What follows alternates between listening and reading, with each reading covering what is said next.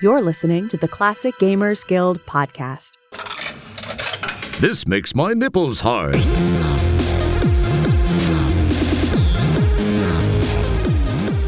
Hey there, thanks for coming to the show, or putting the show on, or anyways, we're here, hey, and we're here to talk about taking our favorite games from back in the day and retconning. Is that the right word, to retcon something, Paul? Sure. Is this what we're doing? Well, okay. Or is it something different? Because I don't think I understand that word. Yes. Good. So we're going to just turn them into retro sitcoms within the time period they were released. So like, imagine there would be certain restraints as compared to putting out a sitcom nowadays. Because now you're just like, oh, get a contract with Netflix and do whatever the hell you want. But back in the 80s and early 90s, it was a little tighter than that out on the network scene. Right, exactly. Are you gonna have Kirk Cameron tell you how drugs are bad? And before commercial, there was requirements. Look, we're gonna do a pretending. You're here to pretend with us, so let's let's put on our thing. Also, I wasn't told ahead of time that the sitcom had to align with the era, so it's we're gonna play it pretty fast and loose. It turns out. We thought it would be fun if we didn't share our notes this time so we could surprise each other during the episode, but I'm rethinking that as being a good idea. I could have probably shared my notes a little bit early, but okay. Do you remember, now I didn't see this, but back in the day, there was actually a show made from Maniac Mansion, the game, and it was developed by George Lucas, Eugene Levy. Did you ever watch the show? Love Eugene Levy. There's an emoji that looks just like Eugene Levy. Yes. It's the eyebrow one. You guys will work it out. But next time you use that emoji, you'll never unsee Eugene Levy in there. But no, I didn't see it, and I would love to see it, but I haven't looked for it in like 3 years. But the last time I looked for it, and it was quite a looking, let me tell you. I went on the archive. I looked through like torrents. I went to some of the seedier corners of the internet, and I couldn't find it. Like anyway, I don't think anybody's digitized it or whatever. Was it not worth it? Well, that's the thing. The show is apparently well received. Mm-hmm. It had like 66 episodes. Jesus and Christ. Eugene Levy was kind of a big deal because he did all the Second City stuff. And he's also like the one that brought the comedic influence to the game, because they took it, and this is kind of the premise for our episode, but they took it way away from what the game was like. Instead of it being like, okay, the game was, I don't know, quirky horror kind of a deal, right? There was a lot of puzzle solving, but in the show, to make it work for like a more broad audience, they just did a lighthearted, family-friendly sitcom, right? So Eugene really pushed that side of things. So, right. Well, if you look at pictures of it, it doesn't really feel Maniac Mansion-y at all. Mm-hmm. Yeah, it doesn't feel like a computer game. From what I've seen of it, I don't watch it and go, oh, there's that one game they made out of an adventure game. Yeah. Right. Like that must be Sandy. I think Sandy's a character in that game, but But for the sake of this episode, using that as a template is great, because then we can just, really make it barely relatable and pass it off as, our thing. Mm-hmm. Mm-hmm. Yeah, and that's kind of what we're doing here, because I mean, I don't know, like I was trying to come up with ideas for shows that had been brought out from adventure games before this episode outside of Maniac Mansion. Now, here's what I came up with. These are real things, but they're not based on adventure games. Pac-Man. Did you ever watch that one? Okay, maybe. Like I can picture it playing on a TV in my head. Was that my TV? I don't know. But it happened. They did like a Christmas special, and there was Blinky, Inky, Pinky, and Clyde, and they had to like travel for power granting pellets that fueled their world. I was always a Blinky guy, Blinky guy, yeah. I don't know about you. He's got a good attitude. I like Blinky too. Absolutely. Out of all, if you had to pick one, right? Because they're bad guys. Anybody with that shithead Pinky, what a dick. So that was fun. I remembered watching that one as a kid, but I was really young. It was on in 82. And then the other one that's a little later that you might remember was Earthworm Jim. Yes. I don't know if I've ever said shithead before. Like, when you say something, you're Oh, like, that might have been yeah. the first time. First time, shithead. Yeah. It does. It kind of feels interesting in the mouth. I'll work on that one.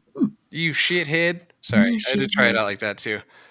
So the video game, it was created. The show was done by a guy named Doug, but I think it was Shiny Entertainment, one of those like random Nintendo companies, ended up putting it out there for kids or for the game. But yeah, it was fun. I watched it. I thought it had kind of a quirky storyline, but it doesn't in no way can you follow the storyline of the game, because what was the storyline of the game, right? Nothing really. You take a couple of characters and you throw it out there. We're talking about Earthworm Jim, right? Yeah. Far out. Yeah. I did used to play that game a little bit Yeah. with my brother, and I don't think I saw the show, but I know it's a show, probably because you just told me. But I now know that. I do also want to talk about more shit related words. Because this, I'm sorry, I'm going off script here. She's like, "Fuck, he's going rogue." So, this is just weird. I was thinking about this the other day on the doesn't matter where, somewhere, not on the toilet. How dog shit and bullshit and batshit, like all these different shits have different intricate meanings, Mm-hmm. and that's impressive and weird for the English language. Like dog shit is like bad quality. It's bad quality, yeah, because batshit is crazy. Batshit is crazy. Bullshit is not true. No, not true at all. Ape shit is like, Off the wall, yeah, manic. right, rambunctious, like yeah, and then a horse shit is nonsense. That's horse shit. Yeah, absolute nonsense. There's no way. And then chicken shit. There's another one, chicken shit. That's like cowardly. Yeah. Yeah. Yeah. Huh, well, it fucks like that too, right? They've done those videos where you can use it in all those different ways. And it's very surprising what you can do with the word. I guess I never really thought about the relevance with the shit. That's cool. Thank you. It's like a little branch of the language. Just the shit related words you can cover a lot. So anyway, okay, sorry. I was going to bring up the fact that Sam and Max had a cartoon show. Good one. Thank you. Good, because now I'm not going to I have one more to do, but I'm going to allow you to step in with this one because it is relevant. I appreciate that, because I didn't submit an application for this ahead of time, so I know it's. Yeah. I've got the VHS tapes to prove they have a TV show, so I don't even know why I didn't even think about it. Right, we both got lucky. It just hit me in the head that they had it was because we have it on DVD. You can, by the way, if you're listening, that's all anyone's doing. You can get it on Amazon for pretty cheap. I got it when my kid was a kid. That's well articulated, and I used it to indoctrinate him with adventure games, as I've thoroughly done. But yeah, as a kid, I put it on for him, and it's really fun because it's really good. It's really annoying that it got canceled after 24 episodes across 13 and a half hour shows. 13 half-hour shows. Because it's really good, and it captures that like just magical mid-90s cartoon vibe. Mm-hmm. Yeah. And I mean, Steve Purcell was well, I don't know if he was involved. I shouldn't go that far. It's based on obviously his stuff, but anyway, it's a really fun show. I watched it with my kids several times over. You can get it on Amazon for money, and you should. Mm-hmm. Go get many monies, but not too many monies. Go now. Yeah. And the only other one I could come Please up don't with. leave us. Sorry.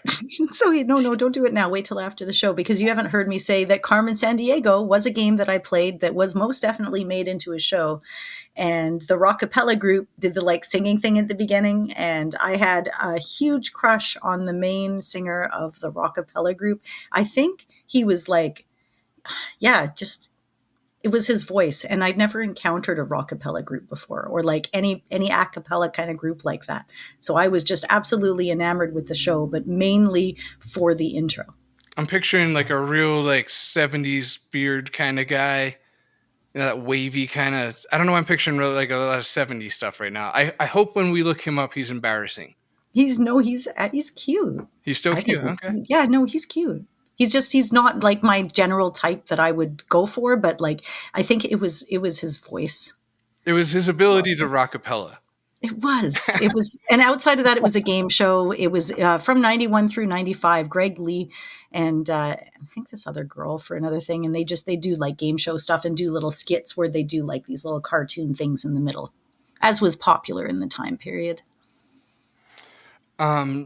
Wait, what was that again? That was okay. That was Carmen Sandiego, and then they did her again, right? Recently on They Netflix. did. You're They did talking it. about the original, I assume. Yes. Sweet. I think they made it into like a cartoon. I haven't watched the new one. And if anybody has, I hope that they like it. I hope they did a good job with it. Yeah, me too. I'm never gonna Mhm. watch it, so No. it kind of If doesn't. I had a little girl, or like now I'm old enough that I'm like, if I had a grandchild that was a girl, because I've only had boys, I have like this like library list of things that I would play and or watch with them specifically because there's a girl. I don't know if that's going to happen though. Oh, okay. You have like a little fantasy cue for a granddaughter. Right. Yeah. I think, oh my God, I never thought about it that way. You're I right. know that was sad when I put it that way. I'm sorry. Uh-huh. It sounded like more phantasmical, and now it's just like, oh, right, that's what Oh, I'm doing. that's Okay. having a grandkid is a realistic possibility at this point in my life. Thanks, Paul. Yeah. Yeah. Terrific. Oh, it's been a realistic for a long time. I think I have my kids like 28 or something. So. Fun fact: I have slept with a grandma. Mm. Yeah. Hmm. So I have not. it was fine. It was fine. Good. Yeah. I don't. Even though I brought it up, I don't want to I talk mean, about that's what happens as we're older, right? That's the thing. It just kind of Oh comes yeah, back. no, when we're older, which No, is when it for sure. happened. Yeah. No, this isn't. You're getting close to writing a time code down. Okay. Also, Sam and Max was only one season, so I just want to go ahead and correct myself there. Right. So, Right. because it's very important that you all know that, and I don't want to be on record saying something wrong, because you know me and precise machine of. Okay, why don't we start the actual show? Why don't we start? We're doing pretending. Anna's gonna go first. I was going to make you Decided. go first, Yeah. but clearly from that diatribe you just went through, going first for me is a Hot good potato, idea. motherfucker. Let's do this.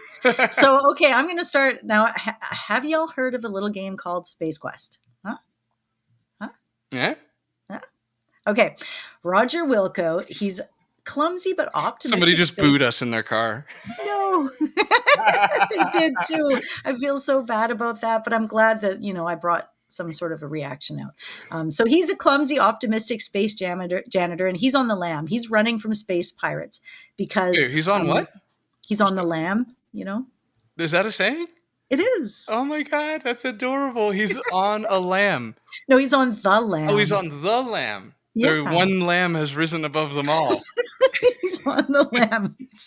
Means he's running away from space pirates after a mop malfunction puts him at the center of an intergalactic conflict. Okay, so it's funny because his mop is a malfunctioning prototype, right? So he thinks it's just a mop. The mop itself is a malfunctioning prototype for this like crazy nuclear weapon.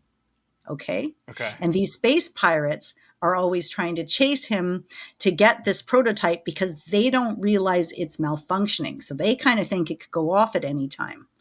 So he thinks he's got a mop. They think he's got a nuclear weapon. Really, it's a little bit of both and a little bit of neither. And him and Beatrice, okay, yes, I'm choosing this for now. She's a sarcastic and gorgeous mechanic, and they're going to go through all these hilarious space situations together while fighting undeniable attraction with each other. Dude, I love this. You got it all fleshed out. You in? Are any producers listening? It's got a cast. Okay, you've got Roger Wilco, and he's a kind of a funny guy. He's really like into his janitorial duty. He always knows like exactly what cleaner to get rid of on every single stain, and he's really specific about his cleaning implements. And that's kind of like his personality quirk on the show. Right, like he's got like almost like I imagine he has like a CSI kind of suitcase or a briefcase. Yes. Right. Yes. Right. With like the right tonics for everything. Yeah. Yeah. And then sorry. If anybody recognizes that, by the way, that's music from Quest for Glory 5 that I just shut off because my mother-in-law was calling me. Dude, I don't have to edit it because it fits in the show. That's awesome. So I should have let it go a little bit longer. She might call me back and then I will. But yeah, he's not like super bright, but he's always optimistic and he has a knack for attracting trouble because it's a TV show thing. And Beatrice, she's super tough. She's got a dry wit and she'll tinker with spaceships from morning till night. And she's kind of annoyed with Roger's clumsiness, but she's kind of like, you're kind of charming, like that back and forth dynamic that you get in those TV shows. Help me elaborate a little more. Like the like tensiony, flirty thing? Like, is it going to happen Yeah. dynamic? Right. Yeah. Right. She's kind of, it's going to be a back and forth because he's going to have other love interests and things are going to happen throughout the Ooh, no show. way. So she's going to be like the archetypical like feminine ideal that he strives for throughout the series. Right. And you're going to see that in most of the games that I talk about today, because I think it was a really big part of that 1980s sitcom rhetoric. Right. Yeah. And okay, you go ahead. What about so he's gonna have like fleeting love interests all throughout, which is a great opportunity to put what's her name in with the hot dogs on her forehead. Yeah, exactly. We should know that.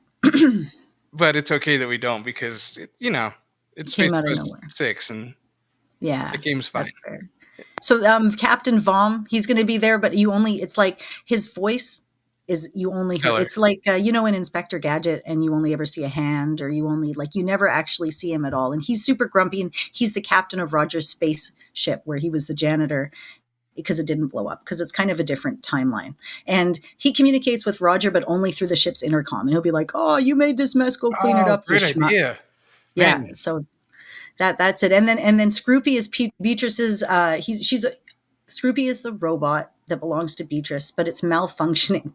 And he always goes around dispensing like stupid information and causing mayhem by accident, but like to always be ever present at her side on every mission and everywhere they go. Damn, that's good.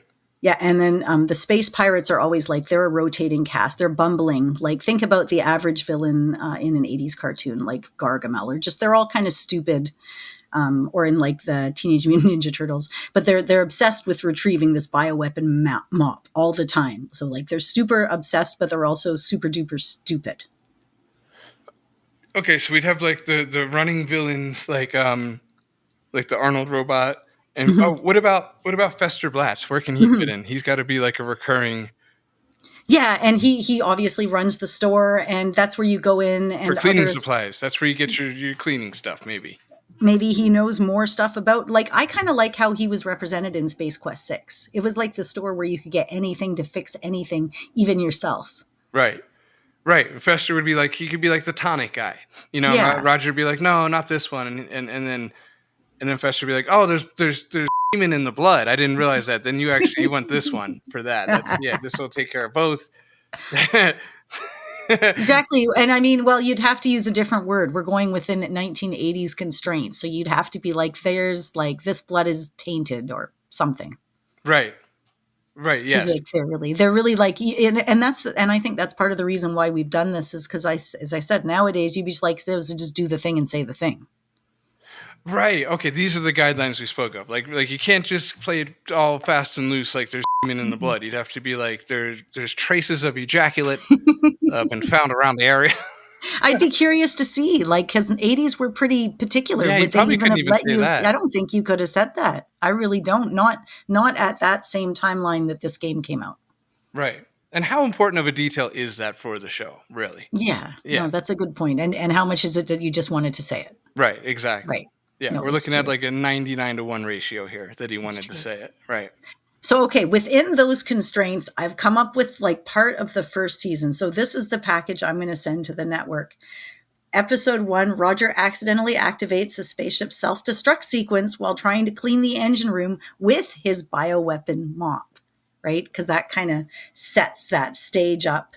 And the spaceship doesn't blow up, right? This is in the show. The boss stays in. Nothing happens. They figure it all out, right? Right.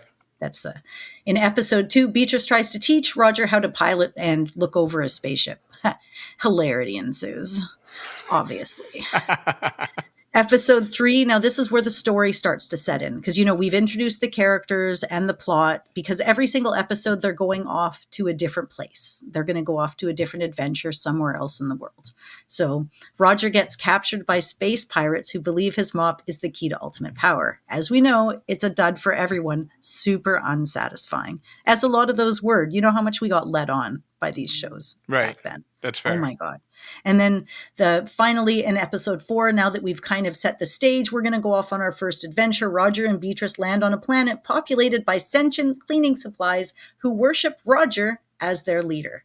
At the same time, guys are still trying. Space pirates are chasing him. Other stuff's happening. But that's like a running theme over and above your basic day-to-day storyline. Love it. Okay. Okay, well, a few things. I'm trying to pick I'm trying to think of 80s actors, which I think we both already discussed we shouldn't be doing because there's too many actors.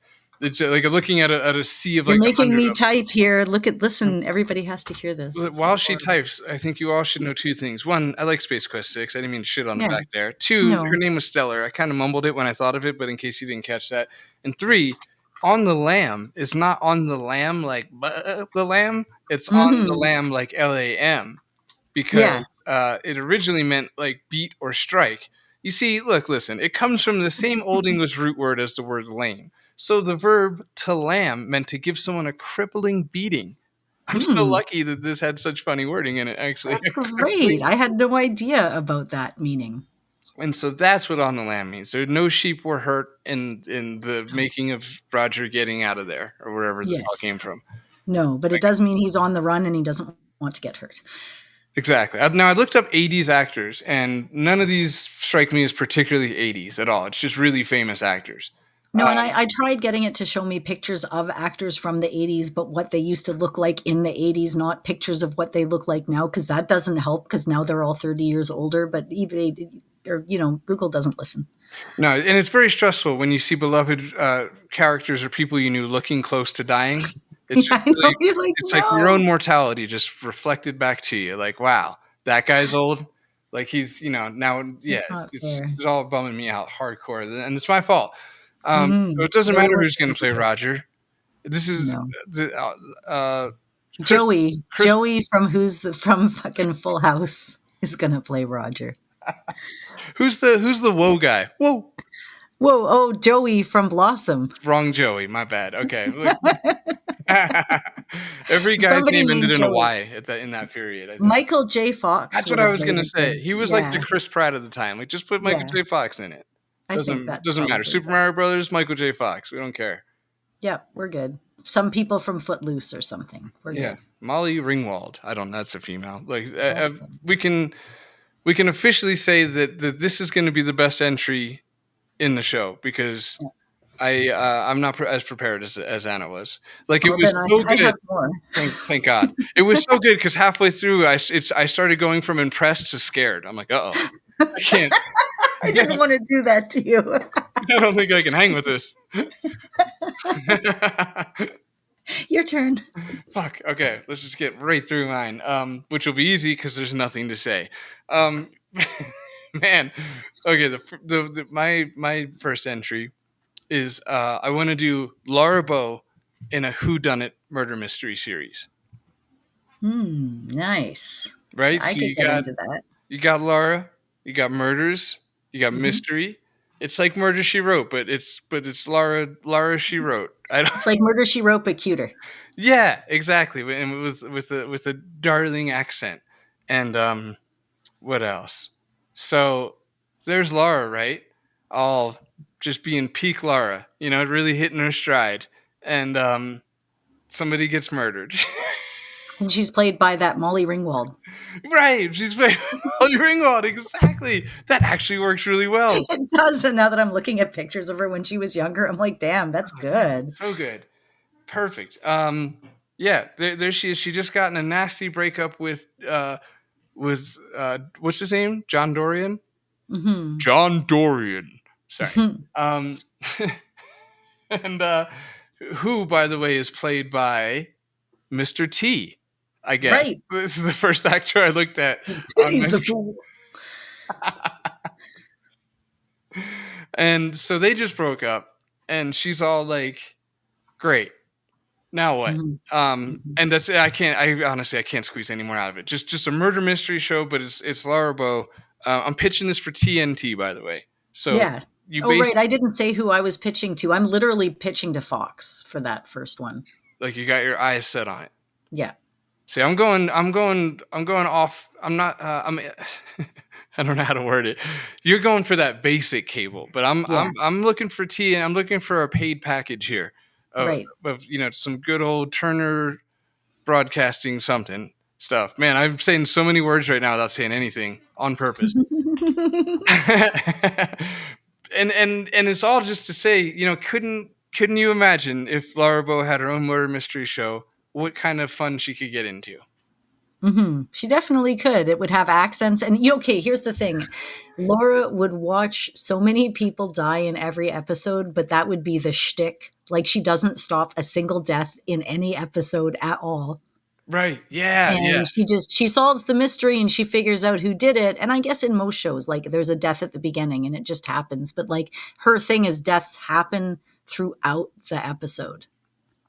Because that's what happens. People fall dead around her. So it's not just that she's not solving an initial crime. Her shtick is that she's not solving any of the crimes, but also her shtick is she's fucking genius and she's totally solving the crimes. Right, exactly. While simultaneously proving it wasn't her that keeps killing all these people whenever she's around. Because it looks super suspicious, right? Oh, that's good. Oh, I like that. I'll play that or I'll watch that. Perfect, because that's kind of all. That's kind of the end. That's as deep as mine are going. Well, but I have several of them, so you can good. do like You have 3 more. meaningful ones, and I'll give like 5 or 6 fracacte ones. That's good. Do you want to put in another one right now? Sure. I will slip another one in right now. We got Gabriel Knight in. I didn't name it either. Gabriel Natural. He's Super Knight. Gabriel Supernatural. It's just it's a supernatural kind of show, but with Gabriel Knight. So actually Would it be on like something that would have like Sabrina, or would it be a little more hardcore? No, this would be Fox after 8 p.m. Ooh. X-Files kind of time slot. Yeah. Yeah. There we go. X-Files. But yeah. That's a good call. So and it's just like, there's Gabriel Knight just being stone cold Fox with a couple love interests. You got to have the love interests. Who are some big like again with the actors? Why do I keep doing that to us? I don't know. Arnold Schwarzenegger plays Gabriel Knight. And hey, look, it's Molly Ringwald again. What does she keep doing in all these? I don't know. There she is. She's there is where she is. And these are all directed by John Hughes, by the way. Every single thing we've said is directed by John Hughes. And so Gabriel Knight he's doing X-Files, and he's got all these ladies around him. Vivica A. Fox, she plays the voodoo lady, maybe. Right. Very good. Who would have been like a 90s Asian actress? I think, are you supposed to say actor now? I don't know, but it doesn't matter. Melissa something Chu. Is that racist? I don't think it is. Oh no, I don't know what. Are.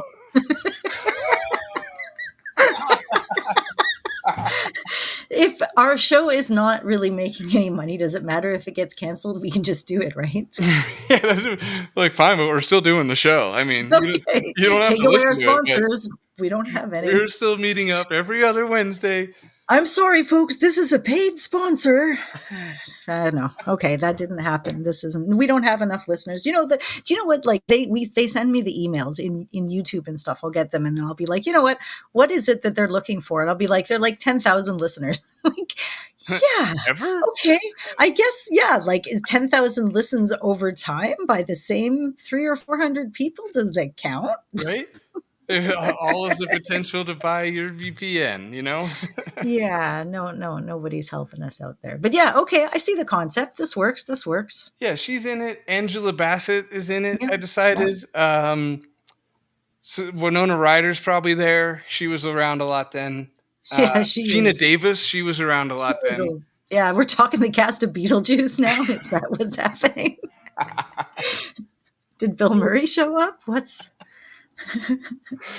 Of course, who could forget Worf from Star Trek? Because he was already there. I guess we'd have to put Tim Curry in too, since we're just doing the actual voice actors from the show, from the game. But Gabriel Knight he's doing a thing every Wednesday at 8 p.m. Some supernatural stuff goes down. Yeah, and he's there, and he's probably a little grumpy about it. and He is. very on There's a lot point. of sexual tension in that show too, I would say. Yeah, he's sleeping with everyone, and that fits. That completely fits. I feel like '90s sitcoms had that, where like Yeah. if it was like an Yeah, attractive because it would solo be guy, 90s he for just sure. banged. Even Jerry Seinfeld banged everybody every Hmm. episode. So of Hmm. course, Hmm. Gabriel Knight is. Yeah, it makes sense for its time period for sure, Yeah, and its time slot and its network. yeah, exactly. No, So, he's definitely so. Okay, well, I've exhausted myself and my list. well, here you sit back and relax as we talk about Larry and Lost Wages. Ah, sweet. Okay. So we have our main character, a perpetually unlucky 40-year-old virgin. Now, okay, this is the 80s, so the show hasn't even happened yet, right? We take it first. Mm. And he's on a disastrous quest for love and self-discovery in the chaos of lost wages.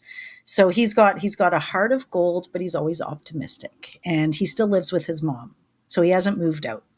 And okay, Mama Laugher, she's like, you never, ever, ever see her in this one. Her voice just booms super loud from the top, like that Big Bang Theory guy has, the Jewish one, and his mom's always yelling from upstairs. Yeah, very good. Right? Right. It's kind of like that. But she's always dispensing unsolicited advice and threats to a victim all the time. So she's just always like, she'll say something that's totally inappropriate, but halfway related to whatever he's dealing with.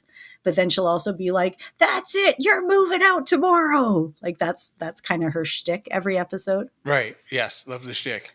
And then we have like your main cast. There's the hoe. And she never gets a name. So we never learn what her name is. And she's a sex worker with a heart of gold. And she offers Larry unreasonably good advice. That's her position in the show. Okay. Okay. We've Unreasonable. got, Right. yeah, For being a hoe. yeah, Good like angle. Okay. very, very, like very good advice. You've got Fawn. She's a club goer and she just wants like free drinks and bad decisions. And of course, you're super like into that. And then you've got Faith, and she's a sweet and loyal receptionist, and she's devoted to her boyfriend. So she's always like talking about him all the time, but you never ever get to see him. Ah, okay. Okay. Right? Because in the game, it's kind of like that. She mentions him, but so that's the shtick for the show, though. So like her boyfriend is almost a cast member, but you've never met him. She just always, always, always going on about him. Oh, you're so good at this. That was such a trope back in the day. I didn't even realize it. And then you've got Eve, and she's like the hottie patati, the big one, and it's always hinted at and never relieved. But like we don't know where she comes from. She's got like a super mysterious past. So you're like, it's kind of like, Balky in Perfect Strangers. Yes. And you just never know where he comes from. She's kind of like that. So she's kind of like exotic. She's kind of like a little bit like, and maybe some of like the ideas she comes up with are a little bit wild or out there, but that just makes her that much hotter and sexier and out of Larry's league because of it. Right. She's from like Slavic Springfield, Yeah, totally. That's what I'm picturing. That's it. That's it. So that's like you, and then you've got your cast of characters that you could come up with. It can be some of the same places. You can take some of that, but he's always going home to his mom at the end of the day after another failed quest, because the quest would be with like random people. Like these are just he's obsessed with them, but they're your regulars. They're not your like day-to-day episode stuff. Right. Right. Okay. I like that. He always ends up back at home with the mom because they always have the home base in the living room. Okay. Yeah, that's exactly. Even though you never see him. Okay, and I'll finish it off. I've got my 4 episodes to like set the show off because this is what the network was looking for. Lesson 1: Larry takes dance lessons to impress Eve, only to end up competing in a senior citizen disco competition. Oh, and my like God. he doesn't even win, so it hurts so bad. Oh wow. Okay. It's the poor guy. And then in episode 2, he tries to use pickup lines, but they're from his mom's romance novels, and it doesn't go very well. Wow, that's so good. This is all so good. Really? Okay. The third one is Mama Laugher sets Larry up on a blind date, but like this chick turns out to be like a professional wrestler. Damn. Right. Yeah. That's so fun. Okay. Yeah, because and then in the fourth one, he wins big at the casino, but then it ends up being like this gold digger that ends up getting super attracted to him, and it's in the wrong way. So, but obviously by the end of the episode, he loses all his money and he's back to square one again. Brilliant. Man, these are oddly good. Suspiciously good. Thank you. I love it. Okay, so the first episode, Because they've already happened. You know what I did? I just went to the other reality. We've talked about this. I saw what they did. I literally took notes and then I came back. Gee, this is so good. Okay, so the first one he goes to, that's just so Larry, like going to the senior, and it ends up being the senior one. And he, I know. I got Jacob helped with some of this stuff. We were all just kind of like all sitting around bullshitting what would be funny situations for him to be on. They're all just so ridiculous. dude, that's awesome. And Larry sleeps with a grandma. That happens for him. Well, no, I guess not. He can't ever. He has to go home to his mom and Chia Pet or whatever 80s. Yeah, he's not actually. I think he's actually a 40-year-old virgin was kind of my tagline. Beautiful. Damn, that's so good. It's got kind of the. I mean, it doesn't even have a Three's Company value because it's standing on its own legs. Damn it, it's more. I don't think it's comparable to anything in a good way. Like, it makes me feel like it should have been done, and the time for this kind of show is definitely past. No, we can't do that. There is no freaking way. When I was coming up with this stuff, everyone's just like, yeah. In what timeline can you do this? Yeah. Well, there was a time. There was a time. It was recently. Mm-hmm. All things considered. Your turn. Oh, okay. Man, I'll tell you That's what. why I only did 3, so we're good. I put it all in. I want a network to hear this. I want the IP released, and I want it to happen solely so that I can watch it. Right. Wow. It's so selfless of you too. You're like, I just want to enjoy the experience and not even trying to get paid. Okay. Well, I figured a Manhunter show would be good. Mm-hmm. Now, what's unfair about me bringing this one up is that I said in chat, I'm going to bring up Manhunter just so I can dump it on your lap. But since you're already carrying the load of this episode, what would you do with that, right? Where they go from city to city is the premise. Yeah. And the orbs have come in and caused havoc, so you need to like unorb the area. Yeah. Did you ever see V back in the day? No. Okay, cool. It's a lot like that. So. Mm-hmm. Okay, that helped. Yeah, I knew it would. I knew it would. You not seeing that felt like a door slamming on this on this entire premise. So, but yeah, it's Manhunter, a game that I haven't played, and so I chose to talk about that, not knowing anything about it, to pitch it as a show, just on the loose premise that the first one's in New York and the second's in San Francisco, so therefore the show could be a globe-trotting sort of situation. Right. So that's good. It's you make it into a show. You end up with you get these little action scenes, and it's really intense and dark. It's kind of a gritty show. Obviously, like, would the twist be that they add comedy in, or would they keep the gritty environment? Yeah, no, it's no fun at all, for sure. Yeah, you're not gonna like it. It's gonna get canceled immediately. Like, it's gonna be, or is it more like Quantum Leap or something? That's just like a little bit out there, but there's some travel. Like, is there any humanity in it, or is it right into the lore that you don't know because you haven't played it? Exactly. That's why I want everyone to hate it and to not watch it. Just right. Yeah, it's just a big old whoops. We shouldn't have brought. It's a show that won't even have mouse support. This is terrible. Right. I was just trying to work that into it.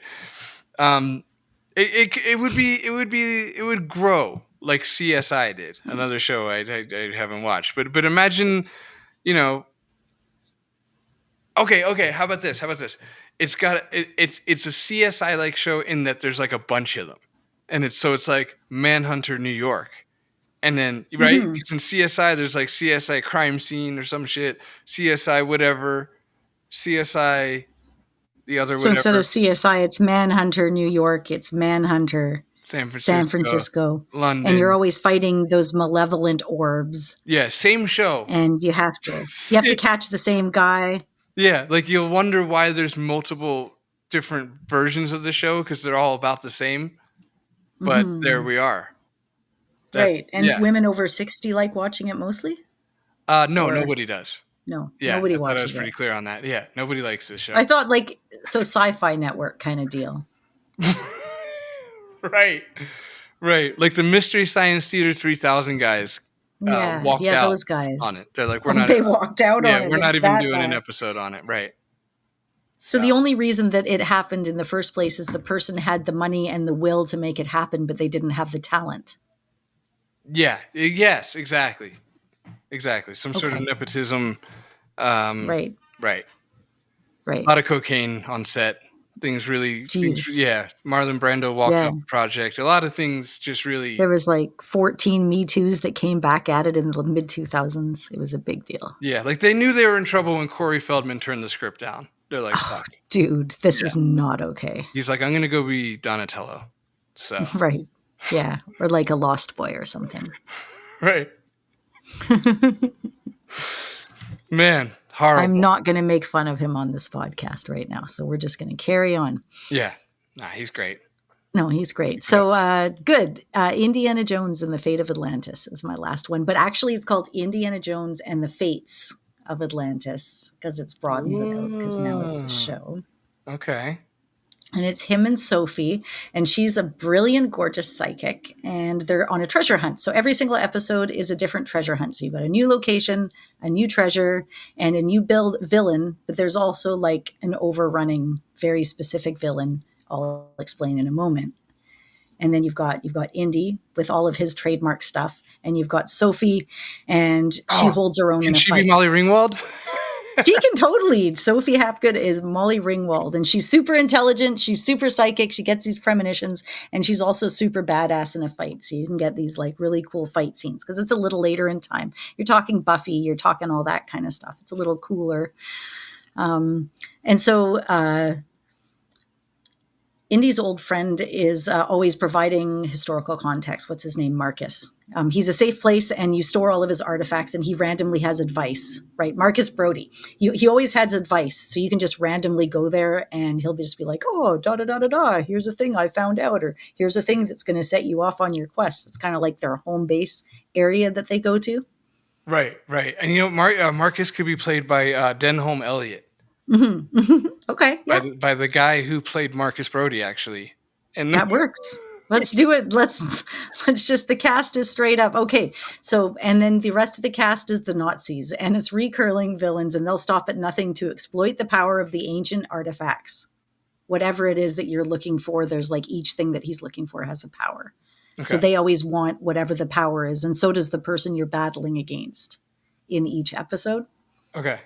So like, okay, in the very first episode, this is, okay, I've kind of wanted this for a while anyways, but now I've put it into relation to Indy because it all makes sense. So I put it all together. But the Emerald Tablet of Thoth, and they travel to Egypt, and they want to locate the Emerald Tablet because it holds all the secrets of alchemy. Dude, let's distill some urine, bro. Let's live forever. And they navigate booby-trapped tombs and outwit a ruthless collector and those pesky Nazis who believe the tablet grants immortality. Man, well, it might. Yes, right. I know. God, don't. Why are you making me sympathize with the Nazis? I thought that was good. Okay, episode 2 is the Curse of the Jade Jaguar. So now they're off into Central America, and they're in this lost Mayan temple, and they're looking for the idol. And there's all these like hostile tribes and a rival archaeologist because he wants all of the idol's power for himself. And then those pesky Nazis. Right. Yeah, Obviously. It was getting all over things, messing it up. And then the third episode's the Frozen Mammoth of Siberia, and he's got like this golden tusk. So they're braving the winter, they face blizzards and like all these predators and these Soviet soldiers, and they're hunting for this valuable tusk. And there's also Nazis. Again with the Nazis, yeah. Yeah, really? Yeah. You're kind of getting that, right? That. But it's like, I was thinking like Colonel Klink or something, you know, like these very extravagant Nazis that are like very like monocle wearing, having yeah, exactly, super outrageous with heavy accents. Right. This came up. I wasn't going to do this game at all, but I was downstairs and I was talking to my dad, and we started talking about this game, and he started we started joking on and going back and forth about it. And I'm like, well, damn, this would make a great show because of the whole new thing every episode, and it has those 3 underlying currents. So like, yeah, we obsessed over that for a little bit this morning. Oh, it's so good, man. You really made this work. Okay. So is this Atlantis centric at all? Like where's Atlantis going to fall into this? Yeah, so I hadn't figured that part out. No, I was about to film or not video, but chat with you, and I was like, well, it's not the fate of Atlantis anymore because there's different fates. So I was like, imagine that within Atlantis, there's all these stories that need to have all of these like things put together or found to be able to bring Atlantis back. And there's this whole overriding, like, it's a multi-layered thing, right? So you have your fates of Atlantis, and that's what does it. That's what brings it all back around again. But it's like, it's open-ended because, how many things are there? Well, there's a lot. I've got a list. He keeps getting told by Marcus the different things he has to find. And so the show can just keep going on and on and on. Right. It's brilliant. I see what you did now with the Emerald Tablets, right? Like, because Thoth, whatever, was of Atlantis, right? And he exactly. Brought the tablet from the Egyptians. Nice. All the way around. It has to be a whole thing. I was actually getting kind of excited because, like I said, this wasn't even a thought in my head because I already had the other 2 when I woke up this morning. So, man, this is so good. There's an actor who's not Harrison Ford, and he should play him. Yeah, the not Harrison Ford guy. Yeah, not Harrison Ford. Bruce Willis? Sean Connery? Man, what is this dude's name? He's like a pretty big actor, too. That doesn't matter. He did one of those disaster movies. I know that. What was the 2020? Was that a disaster movie? Disaster movie. I'm just committing to looking it up. Nope, it wasn't. Okay, well, swing and a miss. I'll move on. But yeah, not Harrison Ford. Mm-hmm. So, Dennis Quaid. That's a good one. Man, thank you. My brain just fucking came in clutch. Honestly, it hasn't really done shit all episode, so I really appreciate it. Finally, Jackie Chan would make a great Indiana Jones. Wow. For real. You'd kill it. Yeah, no, absolutely. I mean, we all weren't thinking short round when you first said that. It's fine.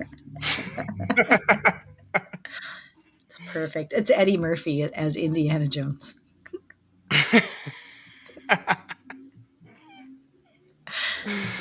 It's brilliant. It's a shame. There's jokes I'm not going to make on that would work. Maybe. I mean, that was utter incompetence speaking there, but yeah. Well, that's great. I love it. I've got one more. It's on par with the rest of what I've already brought to the table. Suspiciously bad. But but with the added bonus of it being the last on my terrible list, which is not in like a best for last situation either. Like I really peaked at the unfleshed out Lara Bow thing that I had earlier, because I stand by it that somebody could make that into a good show. It's probably Anna. I should have given you my list before we came on air. Yeah, would you have? Just give me a few extra days. There's a lot of energy. But no, they should make a Police Quest one. Uh-huh. It would be, hear me out, it would be like CSI. Oh, yeah. Here we go again. No, I have nothing. I'm not going to pretend I have anything for this one. It's Police Quest. Jesse Baines is, maybe be kind of like The Fugitive. Where no, that doesn't work at all. It wouldn't be anything like The Fugitive. Right. It would be like The Fugitive, but the exact opposite. See, because it stars the police, not somebody running from the police. But Jesse Baines is the overarching problem here, obviously. Right. Obviously. And because it's like a spin-off show, I'm going to go ahead and shoehorn Keith in as the main guy. Mm-hmm. Sonny and Marie they're having kids. They're super happy. Right. Yeah, it's inappropriate. I can't say that. Well, look, listen. This was never going anywhere. It's going to be a police show. Right. Because Police Quest. You see what I did there? You see? Wow. I was up pretty late on all this. Yeah. No, dude, for real. I can see all the effort you've put in compared to me. For sure. Keith is played by who's that guy? Isn't this a fun thing to listen to somebody do? Is struggle to think of an actor's Oh name. no, it's With just my favorite great thing. content. Fucking Stifler. Yeah, Oh Keith is yeah. played by Stifler. Oh, I have such a crush on him too. I just feel like Keith has that look, like the Yeah. sandy No, he hair, but totally with a does. darker And beard. it's the way he laughs. He would do that laugh that he does in American Pie. That like Yeah, and he's like just that one. useless. Like Stifler would probably be. Yeah. Sonny is Paul Rudd because they were in a movie together, and it's easy for my Oh brain yeah. to connect that. But Sonny's he's just there every now and then. Maybe Sonny's who Keith calls for advice. And Mm-hmm. Sonny answers the phone like in like a robe, and he's like Right. comic relief because he's trying to balance. Like they had too many kids is what happened. So he's at home with too many kids, two of which are the Olsen twins, of course. Oh, but Keith always goes over there and the kids are always treating him like Uncle Keith, but he doesn't really like kids and he's always got a cigarette in his mouth. Yeah, and the kids always end up with like a cigarette when he leaves because it's the 80s Yeah. and there's And he something. always has to take it away from him. Ah, Jimmy. Ah, Dad. Yeah, you are suspiciously good at this. So I yeah, really watched a lot of TV in the 80s. Sonny has like a robot daughter. It turns out, from that show, whatever with the Beethoven's dad in it. So Oh, Vicky. maybe wasn't there a Vicky show was with the like a robot daughter. yeah? Was it? She had the dad that was the designer dad, and he had a brother, and then there was the next door neighbor, Harriet, that had red hair and was really annoying. Was the And dad from Beethoven the movie with the dog? yeah, that guy. Sweet. Okay, Yeah. we made a connection. Yeah. It was I called. love that show. What was it called? Vicky. Small Wonder. That's it. Small Wonders. Yeah, man, this show was good. Yeah, I loved that show. I was obsessed with that show too. It aired near Alpha, I think. Yeah, it did. It was in that same timeline. Yeah. Do you remember a show from this era where it was like two dudes and they were from a different planet? They were from outer space and they were like on Earth. It was like very like a lot of sexual situations and like it's kind of like a pervy show. Not like that. No. Like yeah, like just as far as like the the jokes they were going for, it was all very very low hanging fruit kind of thing. But it was two dudes from space. If anybody knows what I'm talking about, go ahead and do something about that. Yeah, help me out here. Maybe I would recognize it, but I'm like, oh, I'm working Mindy, but no, it wasn't like that. I'm surprised you don't know because of all I gave you to go off on. No, I know, right? That's two I'm pervy so guys, ashamed of myself. maybe from outer space. Yeah, Like there was Out of This World where the girl could pause time by putting her fingers together, and then she could start time again by clapping her hands. Wow, like what do you mean putting them together? How she'd touch her fingers together, like two pointer fingers touching, and time would pause. And her dad was an alien, and he lived in like a thing next to her bed. So when she turned 16, it unlocked her first power. Yeah, because her mom slept with him, but then he had to go to space to be a spaceman, right? Okay. And so, and then so she could pause time. And then as she got older and as the show got older and things got more tension wise, she would get more powers and things like that would come in. Sounds like she was dealing with some childhood trauma in a very bizarre way. Yeah, no, it was her power. It came from her dad. It was a whole thing. Because at the end of every episode, she'd have a conversation with her alien dad through the diamond box. Because she never got to see him, and that was the shtick. All you ever got was her dad's voice. Right. Yeah, no, that part I understand. That's how I talk to my alien father as well. Right. No, me too, for sure. Yeah. It's normal. It used to be a thing, but nowadays that's just how all these of us kids, they don't know the trouble we went through with those diamond boxes. No, it was so much work. Intergalactic conversations are never easy, though. Fair, yeah. I just worried about the finger thing because it sounds like something you could easily do by accident. Like fuck, I paused time again. But she didn't get it. It did, yeah, because it happened all the time. But when she paused people, if she wanted to unpause something or somebody, she could touch them and bring them into her paused world with her. Oh, wow. Okay. Yeah. And she could make it so that they'd forget after if she needed to. Wow. Man, there's just so many troubling connotations that go with this show. It's remarkable. It was such a good show, man. I love that show. But this is my thing. I loved those shows. Those were great shows. So she could just take people into her time hole, like with or without their consent, and they wouldn't. Yes. And then she'd just like Cosby them and send them on their way. They'd be like, I don't even know what just happened. Yeah, but her mom knew about it, and there was other. So it was like a lot of like the Alf concept, where you're trying to hide that you have these powers, but also using them for your own good. But then finding out the consequence because that's what American TV was like. Right. That's the lesson that we learned today. Mhm. Yeah, Don't take people unwillingly into your time hole right. and Cosby them. Right. But that's a big thing. The Mandela effect and all that is huge right now. And I keep coming up with different ones and going up to my husband and being like, what about do you remember them having a gun in The Wizard of Oz? That was the most recent one. He's like, what are you talking about? I'm like, well, the Scarecrow has a gun. And then everybody was arguing about it. And he's like, well, now you need to pull out a VHS tape. And does our original have a gun? And, it's funny stuff to think about.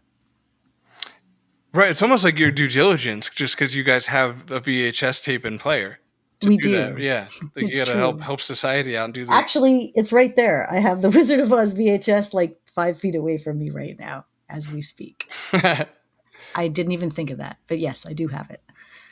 But it's not rewound. So fuck it. Oh, God. It would not be. Ever since they stopped putting the stickers on it and I put away my red race car, I have not rewound a single one at the end of watching it. Right. Yeah. It made me think of the Be Kind. Yeah. We only did it because they charged us later. There's a little bee on the sticker. Yeah. So. I know. Remember? Man, well, I think I bullshitted my way out of the police quest one because we kind of forgot what I was saying, and we're good. It's over now. So thank God for that. We only lost a few listeners, but it's okay because they're gone already. You know where they went? To find out the name of that fucking show with the two guys from outer space. Right. They were a little pervy. I agree. That'd be great. I would have watched that. There's a few things. It's just like timelines, right? I missed James was just saying today that he watched Breaker High and that Ryan Gosling guy that's all over the place now got his first kind of stuff going from that show. And I'm like, that was 97 and 98 that was on. Well, I didn't even have cable on those times. I was doing entirely different stuff. So I never even knew of the existence of this show. I've never heard of it either. No, right? Sounds like some weird Canadian shit, honestly.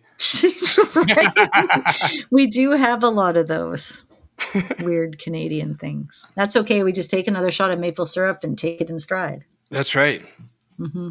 Well, I think we should end this like a classic sitcom and talk about, what we learned here today, folks. What I learned was that you should probably do a little bit of prep for an episode. Because even though you bullshitted your way out of many episodes in the past, sometimes you just won't be able to bullshit your way through one. So it's better to have notes. Here's my notes. It says, Laura, she wrote, Gabriel Natural, Gold Rush, which I think I forgot to bring up. I don't even know. Manhunter, and Manor, because I couldn't take the time to spell it right.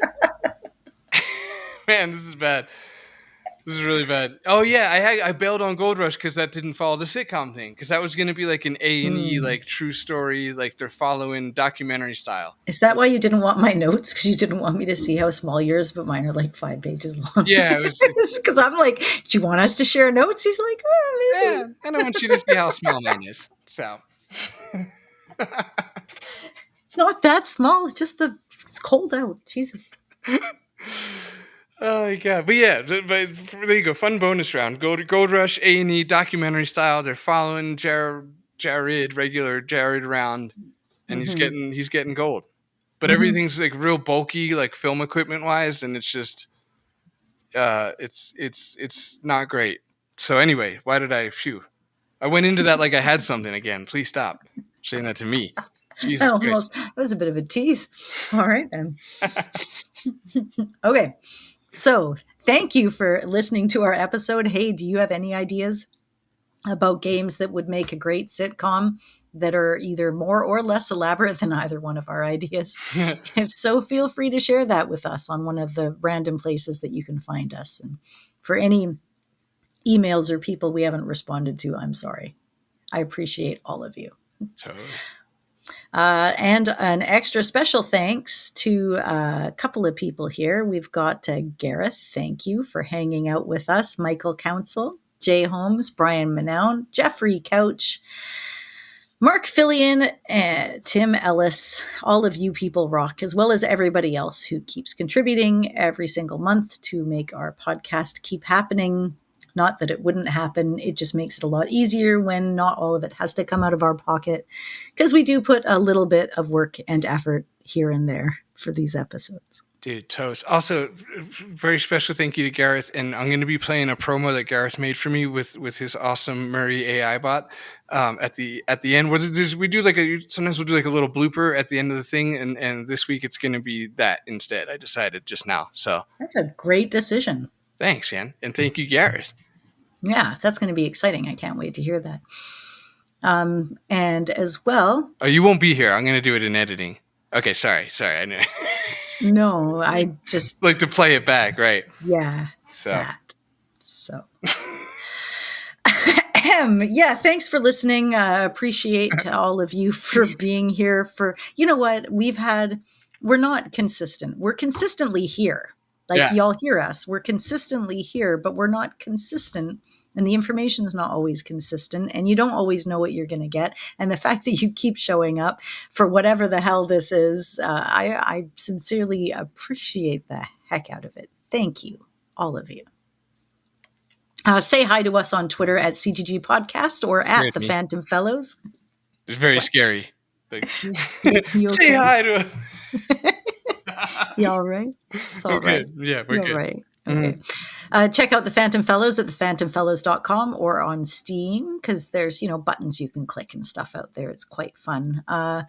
Email us, mail at theclassicgamersguild.com. Check us out on Patreon as The Classic Gamers Guild. Do not just Google us as CGG Podcast, as my son's friend found out. That's not going to get us first. You have to actually write either CGG Podcast in the bar, or you have to say Classic Gamers Guild in the Google search. I've just learned something. I refuse to talk to my appliances. I'm just going to tell you that right now. I'm not a Hey Siri kind of dude. I'm not. No, this is with typing words. This isn't talking words. That's going to be my old man yells at a cloud thing. I'm just like, I'm not doing it. I'm not talking to a watch. You don't want them to listen to you anyways. As much as they're already listening to us, you don't want them to listen to you more than they have to. Right. Yeah, exactly. It'll leave some sort of mystery behind. By the way, if you type CGG Podcast one word, it does pull us up first. Oh, yeah. All is one word. It's just if you do it with a space in it. There's a lot of rules of engagement here. Don't use a space. All right. That's where we're going to get cross. Or put quotation marks around things or, stuff like that. It helps. Check us out on Facebook. We're a page. We're a group. Classic Gamers Guild Podcast. We're also on Instagram and we're on YouTube. All over the place. The music at the beginning of the theme is A Minor Concussion by the Volume Remote. Oh, I just got control of my band page again, my Bandcamp page. So you can, good. If anybody wants it, it's all free on the volumeremote.bandcamp. I think it's com. Mm-hmm. And I'll have the Phantom Fellows soundtrack up on there pretty soon. Actually, turns out too. That's all done, and it might be good. You guys you'll let me know. Probably passively. I'll probably just hear nothing about it and be like, okay, it was acceptable, or maybe a few people will be like, it was really good, and I'll be like, oh my god, thank you, wow. But no, it's all done. It's very fun. It's very 80s, very synth wavy, and I'm trying to make our friend Brian proud. Brian Manown with Testifying. We'll see. But yeah, are you done? Yes. Were you done? So done, dude. Me too.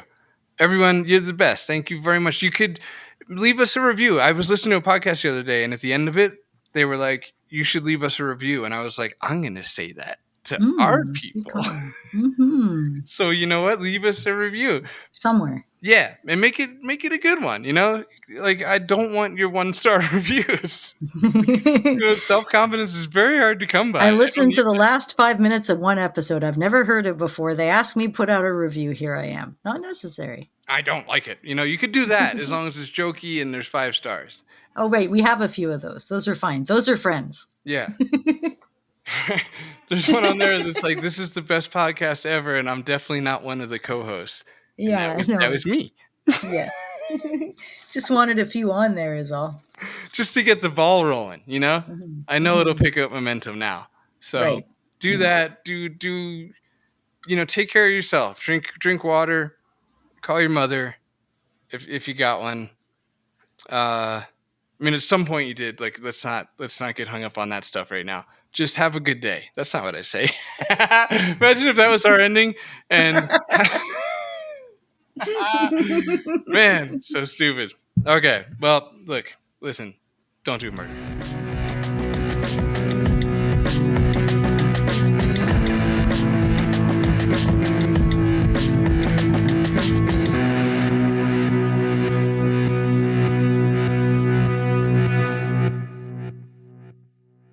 Ah, the Phantom Fellows, a delightful adventure game that's all about unraveling ghastly mysteries and poking fun at the supernatural. It's like a grim fandango meets the Secret of Monkey Island kind of vibe, with a dash of Maniac Mansion mischief thrown in for good measure. So, if you fancy yourself a clever detective with a taste for the paranormal and a knack for wry humor, then the Phantom Fellows will surely captivate your devious mind. Just beware of any skeletal sidekicks who might try to steal the spotlight. We demonic skulls need to stick together after all.